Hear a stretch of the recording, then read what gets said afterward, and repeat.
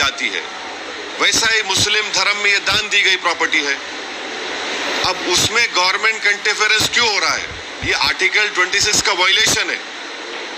Article 26 में लिखा गया कि कोई भी रिलीजियस डिनोमिनेशन अपने मजहब पे भी चल सकता और अपने जो इमूवेबल मूवेबल प्रॉपर्टीज में उसको एडमिनिस्टर कर सकता।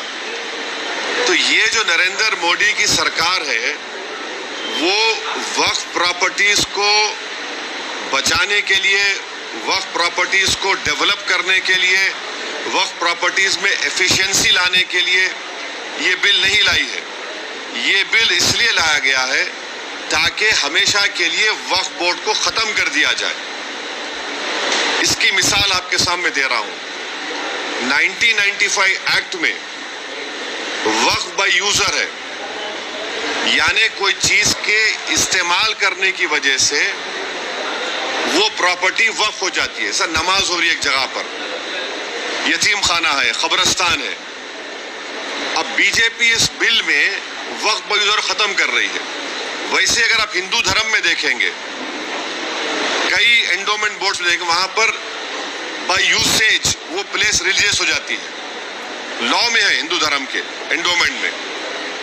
अब आप मेरे को बताइए, एक एग्जांपल दे रहा हूं। उत्तर प्रदेश में 1,21,000 रजिस्टर्ड वक्फ प्रॉपर्टीज है सुन्नी वक्फ बोर्ड में। उसमें से 1,12,000 तो वक्फ बाय यूजर है। जब वक्फ बाय यूजर खत्म हो जाएगा तो कौन सा लॉ अप्लाई होगा उसके ऊपर? एक ये हो गया। ये इनका ये वक्फ बोर्ड बचाने का मतलब नहीं, खींचने का मतलब है। दूसरा उसमें क्या है कि कोई 5 साल जो मुसलमान रहेगा, उसमें लिखा हुआ है प्रैक्टिसिंग मुसलमान रहेगा, वही वक्फ करेगा। अब प्रैक्टिसिंग मुसलमान का मतलब क्या है? क्या वो 5 वक्त की नमाज पढ़ने वाला होगा? क्या वो दाढ़ी होगी, सर पे टोपी होगी? क्या वो रातों में जाके मस्जिद में इबादत करेगा? क्या वो कुरान का हाफिज होगा? क्या उसकी वाइफ मुस्लिम होगी या नॉन मुस्लिम होगी? ये तुम कौन होते तय करने वाले? 5 साल प्रैक्टिसिंग मुस्लिम है ना, ये देख लो आप। अच्छा, कोई ऐसा लॉ हिंदू धर्म में नहीं है, कोई भी कभी भी दान दे सकता है। आप ये क्यों लेकर आए बताओ? आप कौन होते? मैं प्रैक्टिसिंग हूं नहीं हूं, मैं मुसलमान हूं। मेरे घर में झांक के देखेंगे नरेंद्र मोदी, या फिर 5 साल के बाद मोदी बोलेंगे आओ बेटा तुम मुसलमान सर्टिफिकेट लेकर जाओ। हाँ, तीसरा आप उसमें देख लो। तीसरा क्या है उसमें कि ये बोला जा रहा है कि कोई भी वक्फ प्रॉपर्टी जो गवर्नमेंट के कब्जे में है उसका फैसला कलेक्टर करेगा।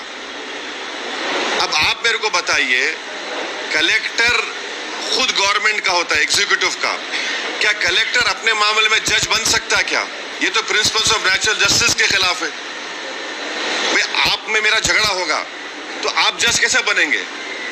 तो कलेक्टर को इख्तियार दे रहे हैं कि कलेक्टर तय करेगा। अच्छा, फिर सर्वे कमिश्नर होता है जो सर्वे करता है प्रॉपर्टीज को। ये बोल दिया कि नहीं, सर्वे कमिश्नर नहीं करेगा, कलेक्टर करेगा।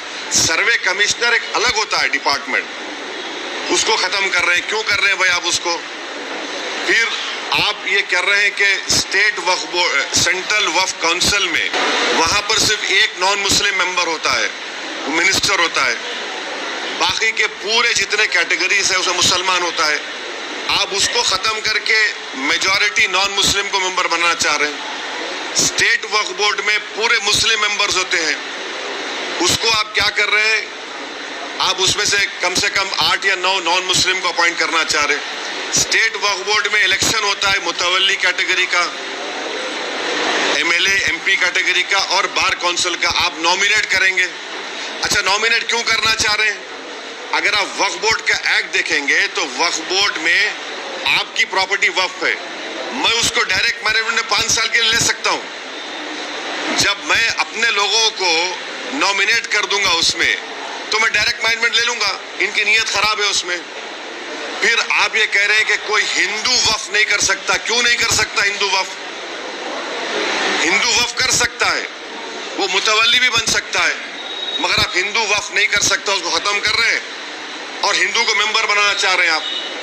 सेंट्रल वक्फ काउंसिल लेके देयर शैल बी, शेल का मतलब मैंडेटरी अंग्रेजी में, 2 मेंबर रहेंगे मिनिमम। फिर ये झूठा प्रोपेगेंडा बीजेपी की कि हम महिलाओं को बना रहे हैं, वो पढ़ते नहीं है। ऑलरेडी महिला का प्रोविजन है। क्या प्रोविजन है? अब ये बोल रहे हैं कि 2 बनाएंगे। अभी जो प्रोविजन है एटलीस्ट 2, यानी 2 से बढ़ सकते। आप 2 कर दिए खाली उसको। वक्फ का एक ट्राइब्यूनल है।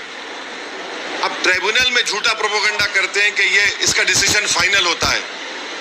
भाई एनजीटी ट्राइब्यूनल है, इनकम टैक्स का ट्राइब्यूनल है, रेलवे क्लेमेंट्स ट्राइब्यूनल है, इससे 14 ट्राइब्यूनल है जिनका डिसीजन फाइनल होता है।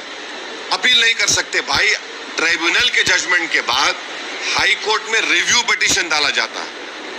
अपील करने से तो लाखों केस कोर्ट में है, और रिव्यू पिटीशन में हाई कोर्ट पूरा रिकॉर्ड मंगा सकता है। तो ये वक्फ के फेवर में नहीं है। फिर इसमें आपने एक कानून लेकर आए। अभी कानून क्या है कि अगर कोई वक्फ की जायदाद को चोरी से बेचता है, उसको 2 साल का रिगरस इम्प्रिजनमेंट, नॉन बेलेबल। अभी मोदी जी के दिमाग में ख्याल आया, क्या ख्याल आया कि तू वक्फ बोर्ड की जायदाद को बेच दे। मोदी है तो मुमकिन है, क्या मुमकिन है कि तेरे को 2 साल नहीं, सिंपल इम्प्रिजनमेंट, तेरे को बेलेबल हो जाएगा। तो वक्फ के मफाद में क्या हो रहा है? ट्राइब्यूनल है वक्फ का ट्राइब्यूनल, उसमें एक डिस्ट्रिक्ट जज सीजे अपॉइंट करते हैं हाई कोर्ट के, एक इस्लामिक नॉलेज का जानकार और एक एमिनेंट पर्सन। अब आप क्या करते हैं? रिटायर्ड डिस्ट्रिक्ट जज, रिटायर्ड गवर्नमेंट एम्प्लॉय, कैसे होगा? फिर अगर आपकी कोई वक्फ की प्रॉपर्टी है, मैं जाके कंप्लेन करता हूं कि ये वक्फ नहीं है, तो collector will order an inquiry. अच्छा, पेंडिंग इंक्वायरी और प्रॉपर्टी विल नॉट बी वक्फ, की एक्ट में बोल रहे, बिल में बोल रहे, and there is no time limit for that inquiry, and the collector will do the inquiry as he deems fit. इसका क्या मतलब? यानी आपके प्रॉपर्टी को मैं कंप्लेन कर दिया कि वक्फ नहीं है, तो कलेक्टर साहब 10 साल ले लेंगे, तब भी वक्फ नहीं रहेगा, वो अपने कंट्रोल में, उनके कंट्रोल में आ जाएगा। तो ऑल इन ऑल अगर आप देखेंगे, इस बिल में वक्फ प्रॉपर्टीज के एफिशिएंसी के लिए नहीं बनाया गया है, ये वक्फ प्रॉपर्टी को खत्म करने के लिए बनाया गया है। अब हिंदू मेंबर्स को या नॉन मुस्लिम मेंबर्स को अपॉइंट कर रहे हैं। भाई आप उत्तर प्रदेश में जाइए, उत्तर प्रदेश में जो काशी बोर्ड है, वहां पर तो क्लियर लिखा हुआ है कि he has to be Hindu. अगर वो हिंदू धर्म छोड़ेगा तो मेंबरशिप चले जाएगी। फिर आप देख लीजिए जाकर, आप ये जो आपका तमिलनाडु का एक्ट है, तेलंगाना का एंडोमेंट एक्ट है, आंध्रा का है, उड़ीसा का है, इसमें सब लिखा गया कि only Hindu will become the member. अच्छा, हिंदू की परिभाषा क्या है संविधान में? हिंदू, सिख, बौद्ध और जैन, मगर इन मंदिरों में सिर्फ हिंदू बनेगा मेंबर। अब मिसाल के तौर पर मुंबई में ट्रस्ट में है आपका कौन सा मंदिर? सिद्धि विनायक है। गुजरात में सोमनाथ की मंदिर, वो भी ट्रस्ट में आता। वहां पर आप किसको बनाते हैं मेंबर? आप एक बात समझिए, तिरुपति के प्रसाद में घी में एनिमल फैट आया तो एतराज हो रहा है, बिल्कुल सही है, नहीं होना चाहिए अगर हुआ तो। मगर आप हमारे धर्म के संस्थानों में आप कैसे नॉन मुस्लिम को बनाएंगे? प्रसाद में आप बोल रहे कि एनिमल फैट आ गया तो गलत है, बोल हम भी मानते गलत है, नहीं आना चाहिए, उनकी आस्था है। मगर यहाँ पर हमारी आस्था, हमारे धर्म में, ये तो वक्फ बोर्ड तो मुस्लिम धर्म का हिस्सा है। तो इसलिए ये जो बिल मोदी लाए हैं, उनकी सरकार लाई है, वो वक्फ प्रॉपर्टीज को छीनना चाह रहे। अच्छा, अभी हाजी मलंग की दरगाह है, एकनाथ शिंदे का स्टेटमेंट है कि दरगाह नहीं, हम नहीं मानते। अब ये कानून बनेगा तो कलेक्टर साहब के पास जाएंगे, कोई कलेक्टर बोलेगा नहीं नहीं ये दरगाह नहीं है, ये तो कुछ और है, या इंक्वायरी ऑर्डर कर देगा। ये कैसे होगा बताइए आप? अच्छा, एक मिनट ठहरिए, इसमें एएसआई के प्रोटेक्टेड मॉन्यूमेंट्स भी है। एएसआई चाहता है कि पूरा निकाल दिया जाए वक्फ बोर्ड से। एएसआई का सेक्शन 16(1) पढ़िए आप, वो ये बोलता है कि the religious character of any protected monument can never be changed. तो ये इसीलिए हम कह रहे हैं कि ये वक्फ बिल जो नरेंद्र मोदी लाए हैं, वो वक्फ की प्रॉपर्टीज को बचाने के लिए नहीं, वक्फ के प्रॉपर्टीज को एफिशिएंट बनाने के लिए नहीं। अच्छा, जो वक्फ बोर्ड को मुतवल्ली 7% देते थे अपने इनकम का, उसको आप 5% कर दिए। ये कौन सा वक्फ के मफाद में काम कर रहे बताओ आप? तो इसीलिए ये सब एक मुसलमानों से उनकी मस्जिदों को छीनना चाहते हैं, दरगाहों को छीनना चाहते हैं, कब्रस्तानों को छीनना चाहते हैं, इसलिए इस बिल को लाए हैं लोग। सुनो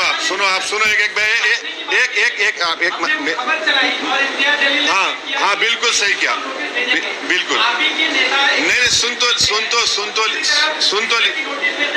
अरे भाई साहब, आपका जो ऑर्गेनाइजेशन का जो झगड़ा है सेबी के मैडम से, झगड़ा करो ना उससे। अरे सुन तो, अरे मेरे को जवाब देना मेरा काम है। तुम नहीं, आप देखिए, हम जवाब देंगे, आप जवाब नहीं देंगे। आप सवाल कर लिए, सुनो अभी आप जैसा चाह रहे नहीं दूंगा मैं। आप मोदी है क्या? नहीं है ना मोदी, आप तो रुक जाइए। आप मोदी तो नहीं है ना, मेरे पीछे एडीसी में तो नहीं भिजाएंगे ना आप। सुनिए, मेरा जवाब ये है कि आप लोग झूठ चलाए, आपका झगड़ा सेबी से है। अब मैडम, अरे मेरा नहीं, उंगली मत दिखाओ, ऐसा उंगली मत, ऐसा मत दिखाओ। नहीं, आप जर्नलिस्ट है, मैं आपको बिल्कुल, वो झूठ है। हम बोल रहे तो नहीं, हम आपको बोल रहे झूठ है वो। आपको अब आप सुन तो लीजिए, इंडिया टीवी के रजत शर्मा ने तारीफ की इसकी, अब आपको पसंद नहीं आएगा बोलना। अरे बोल रहा हूँ, इंडिया टीवी के रजत शर्मा ने कहा कि इम्तियाज जलील ने कलेक्टर को रिप्रेजेंटेशन दिया, बाज नौजवान जज्बात में थे। इम्तियाज जलील ने कहा कि खत्म किस्सा। और रजत शर्मा जी ने अपने इंडिया टीवी पर कहा कि बहुत अच्छा किया उन्होंने। ये क्या, आप तो तारीफ भी करो। इतना बड़ा मजमा आया महाराष्ट्र की तारीख में, ये सबसे बड़ा मुसलमानों का प्रोटेस्ट था। सुन तो लीजिए, शायद आपकी पैदाइश से पहले एक प्रोटेस्ट मुंबई में हुआ था शाबानों के वक्त, उतना ही बड़ा प्रोटेस्ट हुआ। लोग ये कह रहे थे कि लोग नहीं आएंगे, 10,000 गाड़ियों से पूरे महाराष्ट्र से लोग निकल कर आए। पीसफुल प्रोटेस्ट था, पीसफुल प्रोटेस्ट में बात हुई और वो बात हम रखे। अब रहा सवाल, सेकेंड प्रोटेस्ट भी होगा, मुंबई में होगा। अगर हमारे डिमांड्स को महाराष्ट्र सरकार नहीं मानेगी तो आजाद मैदान में परमिशन लेकर हम यह प्रोटेस्ट करेंगे और ये प्रोटेस्ट जारी होगा।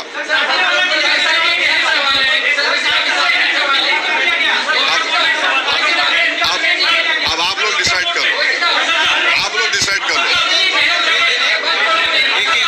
आप बैठ जाइए, आपको अपने क्या आपको डिसाइड, आप कहीं को छोड़ रहे, अब ठहरो ना।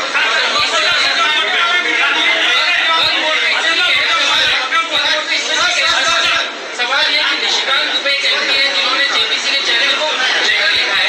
निशिकांत दुबे बीजेपी के सांसद ने एक लेटर लिखा है जेपीसी के चेयरमैन को, कहा है कि 125 करोड़ जो ईमेल आए हैं वक्फ बोर्ड को लेके, इसके ज्योग्राफिकल ओरिजिनलिटी पे जांच की जानी चाहिए। इसके पीछे विदेशी ताकत या जाकिर नाइक जैसे लोग शामिल हो सकते हैं कि 1.25 करोड़ जो जेपीसी को। सुनिए, मैंने इनिशियल रिमार्क्स में अपने कहा कि ये जेपीसी नहीं है, ये ज्वाइंट वर्किंग कमेटी ऑन वक्फ है। Joint working committee on Waqf amendment bill में जो भी होता है, जो भी निर्णय होगा, वो हम पब्लिकली नहीं बोल सकते, वो हम पार्लियामेंट रूल्स प्रोहिबिट करते। वो अंदर जो भी होगा वो चेयरमैन साहब और मेंबर्स डिसाइड करेंगे। वो लिखे हैं तो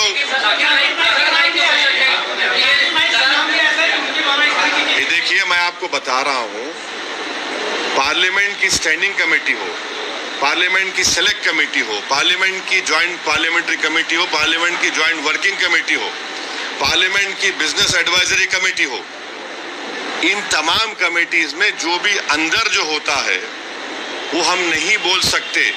आप मेरे को चाह रहे हैं कि कोई लेटर लिखा चेयरमैन को, वो कमेटी का हिस्सा हो गया। अभी हम उसको कमेटी में बात करेंगे या नहीं करेंगे, वो कमेटी का चेयरमैन तय करेगा, हम तय करेंगे। सरकार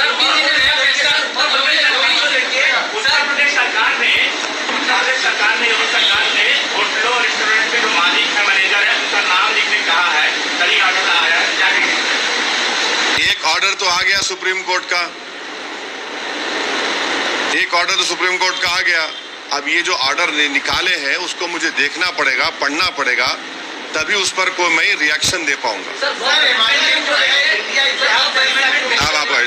वक्फ अमेंडमेंट बिल को लेके आप उसकी मुखालफत क्यों कर रहे हैं? जो वक्फ के अंदर अमेंडमेंट होना चाहिए, क्योंकि बहुत सारी ऐसी कंपनी जायदाद है जिनके ऊपर कब्जा हुआ है और जो दूसरों के पास है। तो सुनिए, अभी देखिए इसी से जुड़ा एक सवाल- नहीं आप अच्छा आप सब पूछ लीजिए आप हाँ सर, वक्फ बोर्ड की जो आप बता रहे कि वक्फ बोर्ड में बदलाव नहीं होना चाहिए, तो वक्फ बोर्ड जो रहे अभी तक का जो वक्फ बोर्ड बना या ट्रिब्यूनल बना, उसके रहते हुए सिर्फ बिजनेस में सिर्फ बिल्डर लोग ने जो है पैसे कमाए, ना ही कि एक आम मुसलमान को कोई फायदा हुआ ना वो वक्फ की जमीनों से। अंबानी एक जो जिस पे एक नोटिस आएगी जो इतना दुनिया का सबसे बड़ा घर बना चुका है, उसके आपका क्या कहना? आप लोगों को गलत फहमी है कि वक्फ प्रॉपर्टी से या जो मुतवलियों से पीपल एट अवामुन्नास को एट लार्ज पब्लिक फ़ायदा नहीं हुआ। मेरी आपसे गुजारिश है कि कभी गुलबर्गा को जाइए। गुलबर्गा में जो उस ख्वाजा बंदा नवाज के जो सज्जादे हैं मोहम्मद हुसैनी रहमतुल्लाह अलैह, उन्होंने अपनी ज़िंदगी में आज से 50 साल 55 साल पहले उन्होंने एक स्कूल शुरू किया था और मुसलमान लड़कियों को तालीम दिलाने के लिए वो बंडी में बैल बंडी में पर्दा लगाकर वो बंडी हर मुस्लिम घर को जाती थी ताकि वो मुस्लिम बच्चियां उसमें बैठकर आकर स्कूल में पढ़े। फिर उन्होंने स्कूल कायम किया, इंजीनियरिंग कॉलेज कायम किया, मेडिकल कॉलेज कायम किया। ऐसा आपको नेगेटिविटी मत दिखाइए, ये एक है। दूसरा ये है कि वक्फ बोर्ड को समरी एविक्शन पावर्स नहीं है। अगर मुझे किसी एनक्रोचर को निकालना है तो कलेक्टर को लिखना पड़ता मुझे। अगर मैं सुप्रीम कोर्ट में केस जीत भी जाता हूं तो मुझे ईपी फाइल करना पड़ता सिविल कोर्ट में। तो वक्फ बोर्ड को समरी एविक्शन पावर्स मिलने चाहिए जो हिंदू एंडोमेंट बोर्ड को दिए गए हैं, वो दीजिए और आप इन एनक्रोचर्स को निकालेंगे। अब जो एनक्रोचर्स है, लिमिटेशन एक्ट वक्फ प्रॉपर्टीज के ऊपर, limitation act Hindu endowment properties पर अप्लाई नहीं होता। अब इस बिल में नरेंद्र मोदी बोल रहे लिमिटेशन अप्लाई होगा, यानी जितने एनक्रोचर्स कब्जा करके बैठे हैं उनको आप मालिक बनाना चाह रहे। अब रहा सवाल तीसरा जो आप यहां पर बड़ी बिल्डिंग का हवाला दिए, वो जो है वो आगा खानी वक्फ की है। अब मोदी जी आगा खानियों के लिए वक्फ बना रहे, हम चैलेंज कर रहे मोदी जी को। आगा खानी जो वक्फ की प्रॉपर्टी थी जिसमें कुरान पढ़ाना यतीम खाना था, वो उसको 21 करोड़ में किसने बेचा और क्यों बेचा? और क्या वहां पर वक्फ बोर्ड के ऑफिसर्स ने लिखकर नहीं दिया था कि this is a Waqf property? अभी भी मसला सुप्रीम कोर्ट में चल रहा है। तो ये अगर आप पावर्स देखिए, सेक्शन 40 का पावर छीन लेंगे, आप लिमिटेशन एक्ट अप्लाई करेंगे, वक्फ बाय यूजर निकाल देंगे, तो ये किसके लिए किया जा रहा है? फिर वक्फ बोर्ड के लिए तो नहीं किया जा रहा है ना, ये तो बड़े बड़े दौलतमंदों को फायदा पहुंचाने के लिए किया जा रहा है, बिल लाया जा रहा है। अखिलेश यादव वो नहीं पूछे अभी ने बोले। सर, आप इंदिरा जलील ने कहा था कि हम चाह रहे हैं कि महाविकास आघाड़ी के साथ गठबंधन हो ताकि वोटों का बंटवारा ना हो। इसके ऊपर महाविकास आघाड़ी की तरफ से कहा गया है कि अगर आप गठबंधन करना चाहते हैं तो लेकिन प्रस्ताव दीजिए, खड़गे जी से बात करिए, उद्धव जी से बात करिए। एक बात आप बात करना चाहेंगे? इम्तियाज जलील साहब ने लिखकर एक प्रस्ताव भिजाया है कांग्रेस के महाराष्ट्र के अध्यक्ष को और एनसीपी के अध्यक्ष को, उन्होंने लिखकर भिजाया है। मैं इतना ही कहूंगा, अब वो उनको डिसाइड करना है। इससे जुड़ी हुई एक बात आपसे करना चाह रहा हूं, जो इम्तियाज जलील की लीडरशिप में जो प्रोसेशन, जो गाड़ियों का काफिला औरंगाबाद से निकला, उसमें तो इम्तियाज जलील ने हर जिले के कांग्रेस, राष्ट्रवादी और समाजवादी, इन तमाम के जिले के लीडर्स को से उनके बड़े बड़े अध्यक्ष को लेटर लिखा कि आप आइए, इसमें आप आकर इसको ज्वाइन करिए, ये कोई पॉलिटिकल प्रोटेस्ट नहीं है, आप इसमें शामिल हो जाइए। कोई नहीं आया भाई। इतने एमएलए, मुस्लिम एमएलए जीत कर आए कांग्रेस पार्टी से, उनको आना चाहिए था भाई। ये तो एमआईएम का फंक्शन नहीं था, ये तो जो उस शख्स ने हमारे प्रॉफेट मोहम्मद सल्लल्लाहु अलैहि वसल्लम के खिलाफ जो अनाप शनाप बकने की कोशिश की, और फिर एक बीजेपी का एक विधायक है जिसने अनाप शनाप भाषण दिया, उसके खिलाफ एक प्रोटेस्ट हुआ था। अब उसमें भी नहीं आते।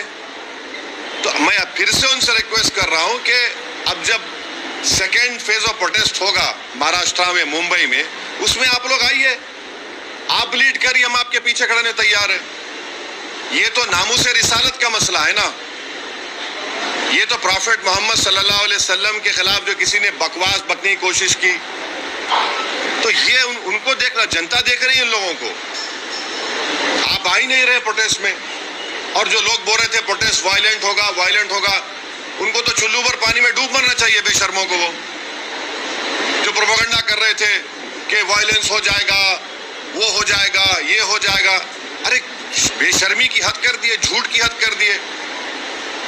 10,000 गाड़ियां निकली और 10,000 गाड़ियों में से पूरे पीसफुल गए, 1-2 जगह पर उनको आईने फोड़े गए गाड़ी के, फिर भी हम लोग प्रोवोक नहीं हुए। मैं सलाम करता हूं, मैं तो सलाम करता हूं उन तमाम लोगों को जो सिर्फ प्रॉफेट मोहम्मद सल्लल्लाहु अलैहि वसल्लम के बारे में जिस शख्स ने बकवास बकी और रूल ऑफ लॉ के अपहेल्ड करने के लिए संविधान को तिरंगा लेकर निकले, इन लोगों नहीं आते तो अब मैं क्या करूं इसके बारे में। मगर जनता देख रही है, दुनिया देख रही है। आप ये बात एक आता हूँ, अमित शाह 2 दिन से महाराष्ट्र में डटे हुए हैं, हाँ, उसका भी आगमन आज हुआ है। हम भी डटे हुए हैं, हम कहाँ डटे हुए नहीं है? आपको क्या लग रहा है? जितना हम डटे हुए हैं उन तो वो तो हटे हुए हैं, वो तो डरे हुए हैं, हम तो डटे हुए हैं। हाँ, अभी उनका सवाल हो जाए नहीं, अभी तो हमने हमारे मुंबई के अध्यक्ष रईस लश्करिया साहब के विधानसभा में आज हमारी जनसभा है, हमने इनका नाम डिक्लेयर कर दिया, इम्तियाज जलील का नाम डिक्लेयर कर दिया। हमारे 2 MLAs हैं, मुफ्ती इस्माइल और फारूक शाह धूलिया से, फिर शोलापुर से हमने फारूक का नाम डिक्लेयर किया, और भी नाम डिक्लेयर करना है हमको, और वो नाम डिक्लेयर करेंगे अभी हम। नहीं, एक मिनट, वो नहीं पूछे ना, वो पूछे। मजलिस में आने वाले इलेक्शन में कितनी सीट से पार्टिसिपेट करेगी, और आपका प्रोटोकॉल बोलता है कि मुंबई अध्यक्ष लीजिए या तो फिर सीट लीजिए। फैयाज खान के साथ में आपने बोला दिया किसका? फैयाज खान के साथ में वही सवाल था कि मजलिस जो है मुसलमानों को मुत्तहिद करने की बात करती है, और ग्राउंड लेवल पे ऐसा नहीं लगता है कि जो आपसे और ग्राउंड लेवल पे जो तालमेल है वो है। मिसाल के तौर पे हारिस पठान को लेकर जो है आपके खुद के मुंबई में नाराजगियां बहुत ज्यादा है। पिछले कुछ 15-20 दिन पहले कुछ ऑफिस में भी जो है इस तरह की नाज़िम अल्फाज का इस्तेमाल किया गया था। तो मैं जानना चाहता हूँ कि वजह क्या है कि आपका ग्राउंड, आपके घर में नाराजगी नहीं है? एक मिनट ठहरिए। अच्छा, तुम्हारे घर में नाराजगी नहीं है तुम्हारे खिलाफ? अरे तुम बोले तो दो ना, तो तुम आके बैठे हो तो मैं उधर आता हूँ, आ जाओ इधर। तुम्हारे घर में नाराजगी नहीं है ना? हर घर में नाराजगी होती है, तो उसमें क्या है, घर है अपना। अरे भाई, बहुत जमीन पे लगाव है, जमीन पे चल रहा है काम, फिक्र मत करिए। हमेशा शिकायत हुई है कि इलेक्शन होता है तभी आप नहीं, बाकी जो साल भर ना, नहीं,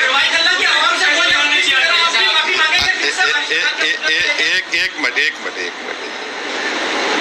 अब मुंबई में कई मरतबा आता हूँ, कई मरतबा अपने कार्यकर्ता से मिलता हूँ, आप लोगों से बच के निकल जाता हूँ।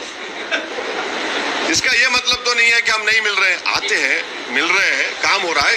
यकीनन इस बात का मैं इकरार कर रहा हूँ कि there is always a room for improvement. हम इम्प्रूवमेंट करेंगे और अच्छा करेंगे, मगर ये बोलना कि बिल्कुल ही नहीं, ऐसा नहीं है। वैसे साहब, एक सवाल ये जानना चाहता हूँ कि अखिलेश यादव ने ये आरोप लगाया है कि उत्तर प्रदेश में बाई इलेक्शन होने वाले हैं, उससे ठीक पहले योगी गवर्नमेंट वोटर्स लिस्ट में से मुसलमानों के नाम काट रही। एक ये सवाल, और दूसरा सवाल जम्मू कश्मीर चुनाव में लेना चाहता हूँ, जिसमें बीजेपी पहले एक सवाल हो जाने दीजिए। दूसरा मौका नहीं देगी। नहीं, मैं कहाँ भाग रहा हूँ मैं? अखिलेश यादव वाला से पहले नहीं, अगर नाम काट रहे हैं तो नाम दलाइए ना। आप डेट ऑफ पोलिंग आने तक नाम दला सकते हैं, आप नाम दलवाइए। आप रो क्यों रहे हैं?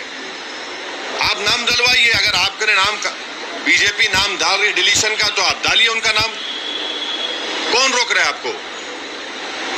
आप डालिए नाम, और इलेक्शन कमीशन को रिप्रेजेंटेशन भिजाइए, मीडिया को दीजिए कि कहाँ पे कौन सी 10 विधानसभा में चुनाव हो रहा है बाई इलेक्शन का, कहाँ से नाम कट रहे हैं वो दे दीजिए। मीडिया को बोल दीजिए कि इस विधानसभा में इतने नाम काटे गए मुसलमानों के, मगर नाम दलवाइए आप और करिए वो। सर मजलिस वो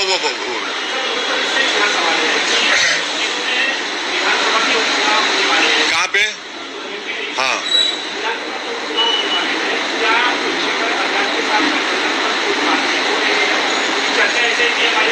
नहीं, इस सवाल का जवाब जो है हमारे उत्तर प्रदेश के अध्यक्ष जनाब शौकत अली साहब आपको देंगे। सर एक सवाल है, वो भाई नहीं पूछे, आप वो पीछे आपके जो है मेरा सवाल का जवाब ही नहीं मिला। नहीं, जवाब दे दिए अब।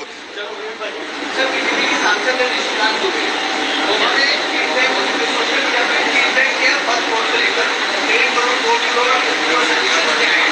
तो उन्होंने आरोप लगाया कि वक्फ बोर्ड में जो प्रॉपर्टी से उसमें आईएसआई, चाइना, ये सब इन्वॉल्व है, जिसमें प्रॉपर्टी वो क्या बोल रहे, ISI, चाइना,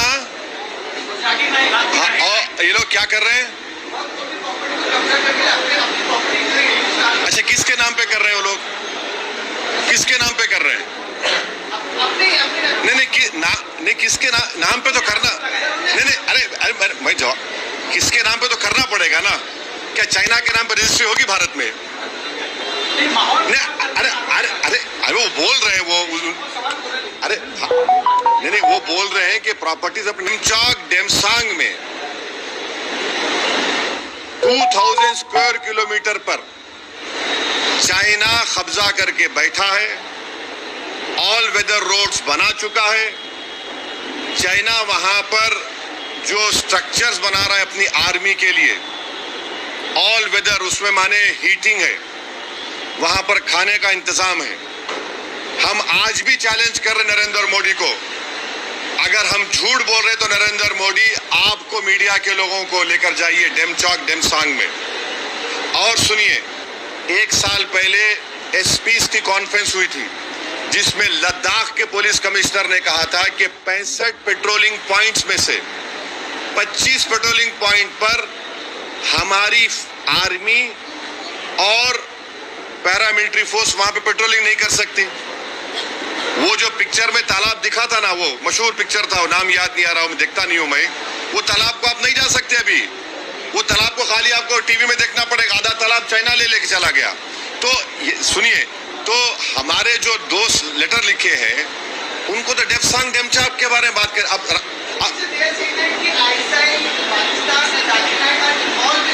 हाँ, तो उनका इन्वॉल्व है तो देते प्रूफ, देते बराबर। अगर कोई इन्वॉल्व, चाइना इन्वॉल्व है तो हम तो बोलेंगे पहले चाइना को डेमसांग डेमचौक से निकाल कर उखाड़ कर फेंको।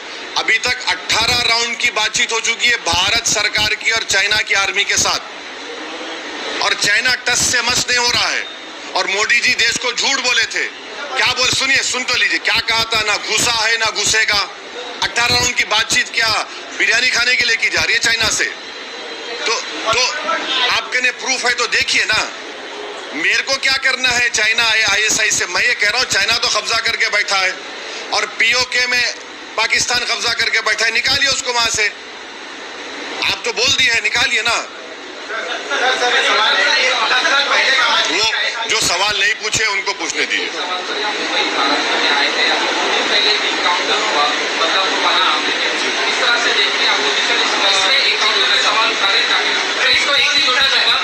शहर में जगह जगह पर पोस्टर लगे हैं, देवेंद्र फडणवीस की तस्वीर लगी है और लिखा गया है बदला पूरा हो गया, इस तरह के पोस्टर भी लगे। तो इस पोस्टर से शुरू करते हैं। अब वो बोल रहे हैं, सुन तो लीजिए ना, बदला पूरा हो गया। तो सरकार इस बात को मान रही है कि कोर्ट से सजा नहीं दिलाएंगे, ऑनरेबल जज साहब सजा नहीं देंगे, हम बदला लेंगे। देखिए, ये जो बदला लेते हैं ना, ये जो लोग बदला लेने वाले होते हैं, ये गैंगस्टर माफिया होते हैं। संविधान में इंसाफ होता है, जस्टिस होता है, और कोर्ट के जरिए से उस खाती को जब सजा दी जाती है तो बदला नहीं होता, वो जस्टिस होता है। तो बदले और जस्टिस में फर्क है। आप बदले की बात कर रहे हैं, हम जस्टिस की बात कर रहे हैं। अगर ऐसा ही होगा जैसा पोस्टर लगाकर बदला ले लिए तो फिर कोर्ट को बंद कर दो। आप जितने पब्लिक प्रोसिक्यूटर उनको बोलो छुट्टी मनाओ, चौपाटी पे जाकर बैठ के एंजॉय करो। जज साहब को बोलो आपकी जरूरत ही नहीं है। वो संविधान में जो राइट टू लाइफ एक फंडामेंटल राइट है, एक्यूज का भी है और आपका मेरा भी है। आप बदला लेकर नहीं मार सकते, आप जस्टिस करके उसकी आप कैपिटल पनिशमेंट दे सकते हो उनको, वो जस्टिस होगा। तो ये पोस्टर लगाने का मतलब ये है कि बीजेपी इस पर अपनी रोटी सेक रही है और उसको बदला कह रही है। हम जस्टिस का मुतालबा कर रहे हैं। सर, आपने जस्टिस की बात कही, जो एक्टिविस्ट हैं अक्षय शिंदे, उनके माँ बाप आज हाई कोर्ट ले गए, कहा कि जो काउंटर हुआ है गलत हुआ है। भाई ख्वाजा यूनुस याद है आपको? ख्वाजा यूनुस किसी को याद है? घाटकोपर में ख्वाजा यूनुस का क्या हुआ? अभी तक सब गूंगे बन के बैठे हैं। आज भी ख्वाजा यूनुस का परिवार पूछ रहा है कि भाई जिंदा है तो बताओ, मर गया तो कम से कम खबर बताओ। ख्वाजा यूनुस का क्या हुआ बताइए आप। हमने इसी मुंबई में पाकिस्तान से टेररिस्ट आए थे, वो जालिम आतंकवादी, वीटी स्टेशन पर खून की होली खेली गई, बड़े बड़े 5 स्टार होटल में मारा गया।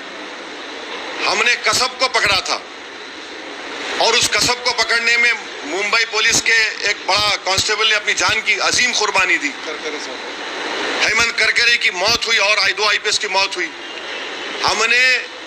हमारे सिस्टम ने उस जालिम को गोली नहीं मारी, कसब को जेल में रखा, केस चलाया, कोर्ट ने उसको फांसी की सजा दी और जब वो मर गया तो मुंबई के मुसलमानों ने कहा कि हमारे कब्रिस्तान में मत दफनाओ उसको, वो नापाक है, उसको ले जाकर जेल में दफनाया गया। ये जस्टिस है। बदला और जस्टिस में फर्क ये है। वैसे साहब, हाल ही में जब भिवंडी में दंगे हुए तो वहाँ पर कुछ लोगों ने ये आरोप लगाया कि मस्जिद के सामने जय श्री राम के नारे लगाए गए, इससे जो पब्लिक भड़क गई और हालात बिगड़ गए। तो क्या ये जय श्री राम के नारे लगाना गलत है? और दूसरा ये कि जो गणपति की मूर्ति पे जो लोग पत्थर फेंकते हैं, क्या वो सच्चा मुसलमान हो सकता है? देखिए, कोई भी सच्चा या पक्का या झूठा ये आप और मैं तय करने वाले नहीं है, समझे ना। जो सबसे पहले अच्छा इंसान होना पड़ेगा, तभी वो अच्छा मुसलमान, अच्छा हिंदू होगा। अगर आप अच्छे इंसान नहीं हैं तो आप में ना अच्छे और बुरे की तमीज पैदा होगी। और अगर आप जब रिलीजियस प्रोसेशन निकाल रहे हैं तो आपका रिलीजियस प्रोसेशन आपको इस बात की इजाजत नहीं देता कि आप किसी के भी रिलीजियस प्लेस के ऊपर कुछ गड़बड़ करें। और अगर कोई गड़बड़ करता है तो कानून को अपना काम करना चाहिए। ये हमारा मानना है। रूल ऑफ लॉ प्रिवेल होना चाहिए। कोई देखिए, एक बात सुनिए, 6 दिसंबर को कौन से पत्थर फेंके गए थे? सुनिए, आपको सुनना पड़ेगा। नहीं, आपको सुनना पड़ेगा। 6 दिसंबर को कौन सा पत्थर फेंका गया था? नहीं, 6 दिसंबर को बाबरी मस्जिद को पत्थर फेंका गया था। नहीं, 6 दिसंबर को पत्थर फेंका गया था। 6 दिसंबर को पत्थर फेंका गया, जिससे मस्जिद तोड़ दी आपने। छोड़ दीजिए। नहीं, आप मेरे मुंह में अल्फाज डाल के अपनी सुनिए, सुन तो लीजिए। आप अपनी TRP रेटिंग से एक मिनट ठहरो। आप 6 दिसंबर को खंडन करेंगे? करिए, वेरी गुड, बहुत अच्छा है। मैं भी सुनिए, मैं आप जवाब दे रहा हूँ। भाई देखिए, सुन तो लीजिए। आप ऐसा करेंगे, अगर आप मन बना के आए हैं कि मेरी TRP बढ़ जाएगी ZTV की और ET की, तो नहीं होगा। सुनिए, आप सुनना पड़ेगा, या नहीं सुनेंगे तो मैं खामोश बैठ जाता हूँ। आप इतना देखिए, मेरे को अंदाजा है कि मोदी जी के बारे में इतना बोला हूँ, आपको तकलीफ हो रही है अंदर से, मगर मैं ये कह रहा हूँ कि कानून का उल्लंघन नहीं होना चाहिए, किसी की तरफ से हो। और कानून का उल्लंघन होता है तो पुलिस एक्शन लेगी। आजकल तो CCTV आ गया ना, CCTV में सब निकलता है। वो तो BNS में वो उसको एक्सेप्ट भी हो रहा है। अगर कोई भी कानून का उल्लंघन करता है तो कानून अपना काम करेगा, मगर कानून जब काम करेगा तो सबके लिए काम करना पड़ेगा। ऐसा नहीं होगा कि कोई मेरे प्रॉफिट मोहम्मद सल्लल्लाहु अलैहि वसल्लम बारे में बोलेगा और उसको हाथ भी नहीं लगाएंगे। ऐसा तो नहीं होगा कि खड़े होकर बोले कि मस्जिद में घुस के मारूंगा क्योंकि वो सत्ता में जो पार्टी बैठी है उसका राज दुलारा है, उसको हाथ नहीं लगाएंगे। तो सिलेक्टिव इंप्लीमेंटेशन ऑफ कानून का नहीं होना चाहिए। कानून मजहब देखकर इस्तेमाल नहीं होना चाहिए, ये हमारा बोलना है। आप बोलिए। बयान था आपके छोटे भाई साहब का, बस 2 मिनट का। अब उसमें मत जाइए, वो कोर्ट से बरी हो गया, वो खत्म हो गया। अरे यार, ये कहा गया है कि मस्जिद में जो कमाने के लिए आएगा उसको धक्के मार के भगा दिया। हाँ, मस्जिद में जो भी लीडर कमाने की गरज से मस्जिद में शामिल होगा, मस्जिद पार्टी में, उसको धक्के मार के भगा दिया जाएगा। पिछले 10-15 साल का डेटा देखा जाएगा तो मस्जिद से विक्रांत की जो है अरे भाई, एफिडेविट में उसकी मिल्कियत में काफी इजाफा हुआ है। आपके बारे पठान साहब भी बैठे हैं, उनकी मिल्कियत में अच्छी बात। सर, आप इस बयान में खड़े हैं। नहीं सुनिए, मिल्कियत में इजाफा हुआ है, आपकी क्यों जल रही? अब हुआ है तो हुआ है। बीजेपी के नेताओं में इजाफा हुआ है, बहुतों का इजाफा हुआ है। भाई आज जो प्रॉपर्टी 5 साल पहले थी उसकी वैल्यू बढ़ेगी ना, गवर्नमेंट वैल्यू बढ़ाती है तो प्रॉपर्टी वैल्यू बढ़ेगी। 3 से 30 हो गई। हाँ है नहीं। अच्छा, आपको शेयर नहीं मिला क्या? बोलिए, बताएंगे आप। चलिए।